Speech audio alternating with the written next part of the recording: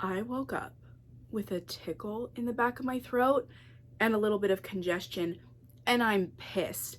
I have been sick twice since the new year. Count them. 1, 2. And February is barely almost over. And I swear to God, if I get sick for a third time, no, I refuse. Not today, Satan. Welcome back to Romance and Rosé, where we read exclusively romance and hardly ever drink rosé. Needless to say, I'm upset, and I'm going to channel that into today's video by talking to you guys about micro-tropes I can't stand. We're just gonna dive right in, okay? Because clearly I'm in the mood to bitch. Number 1, when the male main character gets into a fight defending her and she gets mad at him. Girl, what? No, because here's the thing, girl. If it's about my honor, I do condone violence. I do, yeah. Now, here's the thing. There is something icky about a guy just, like, ready to fight at the drop of a hat for no reason. Like, if it's just, like, an anger issues thing, then it's like, oh, fuck, here we go again. But if someone has actually said something disrespectful to you, touched you without your consent inappropriately, my man has my consent to throw hands.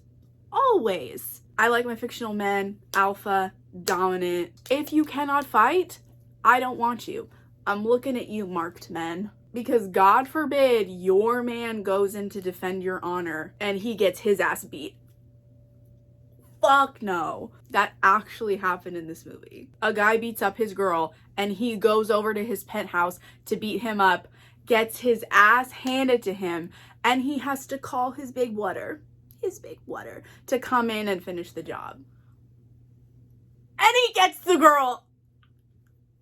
I will never get over that.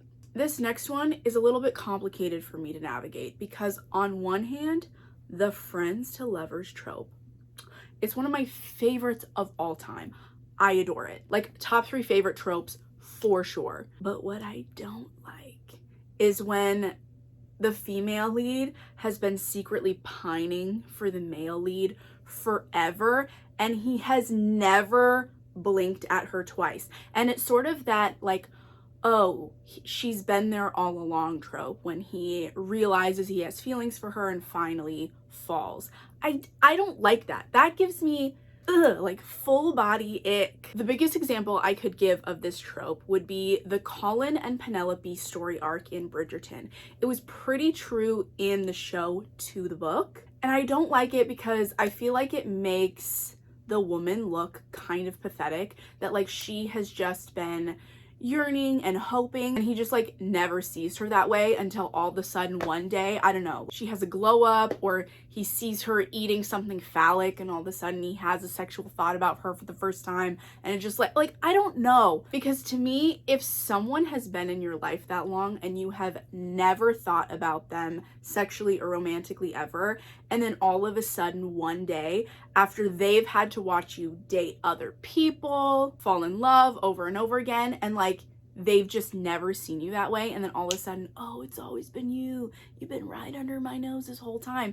I just don't like it. I don't believe it, and I feel like it's different from the traditional friends to lovers where like you've just cared about each other so much deeply that it like eventually develops into more, versus like the imbalance of the sudden realization all these years later that like, oh, she was there all along right in front of my nose. It's like, wise up.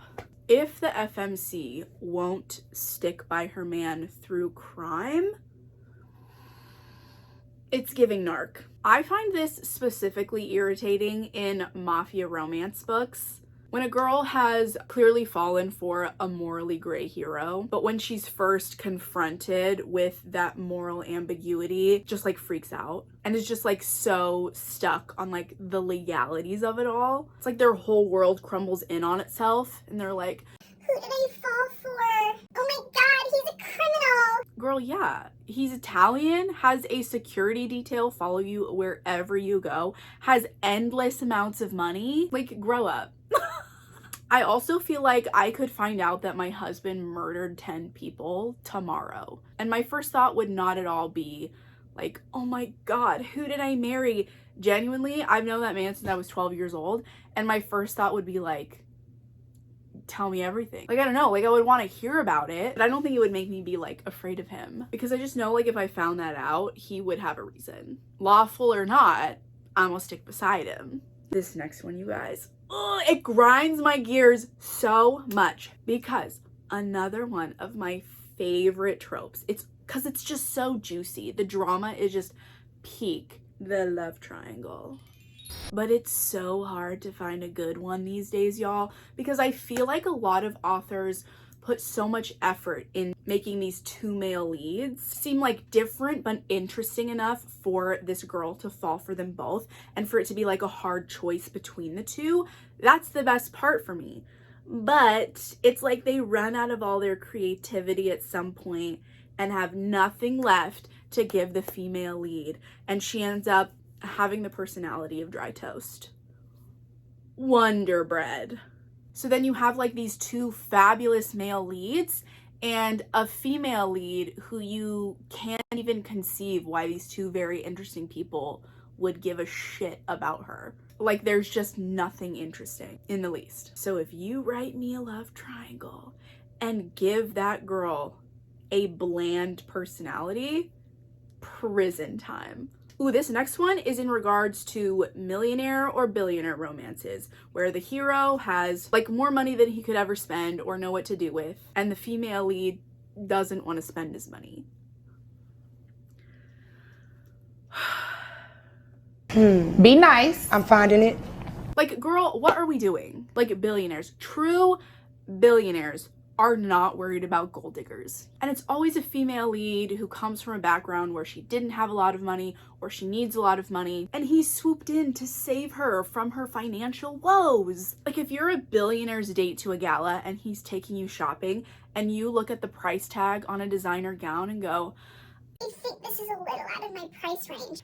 fuck off. That's a billionaire. Of course it's on his tab. Because like, to me, it's so like small-minded, right? Like, you don't have to be materialistic about it. You don't have to be out here spending hundreds of thousands of dollars on clothes and makeup and travel and all that stuff. Like, find a fucking charity you like and use it to help some people. It's just like, ew, I don't want it. And by that, I mean that trope. I don't want that trope. I do want that money.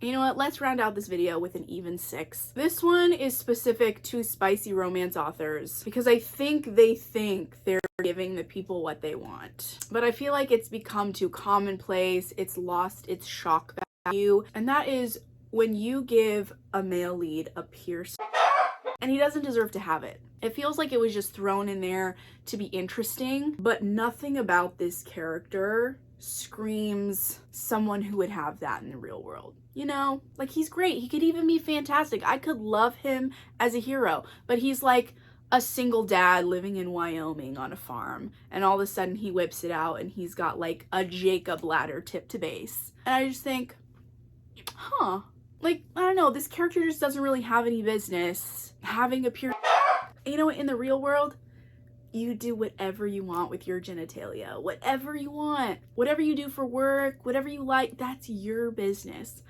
In books though, unless you are a rock star, a motorcycle club member, or work in a tattoo shop, you shouldn't have pierced. I will, however, say the exception to the rule is every player on the hockey team in the Pucking Wrong series by C.R. Jane. They do some wacky stuff, but those are like dark romance realm, and I feel like in the context of their like psychotic inner circle, it makes sense. Like, they deserve to have it. So there are like exceptions here and there, but for the majority, does pierced schlong add anything of importance to your story? Or are you just like trying to make a buck off of like the horny spicy book talk girlies, you know? That felt good. Thank you for coming to my hope I'm not getting sick bookish rant today. I love you. Or wait, how do the kids do it these days? Wait. No, like that? That's so fucking stupid. Thanks for watching. Have a great weekend. Please comment below your least favorite micro trope. I want to know. And I'll see you next week. Bye.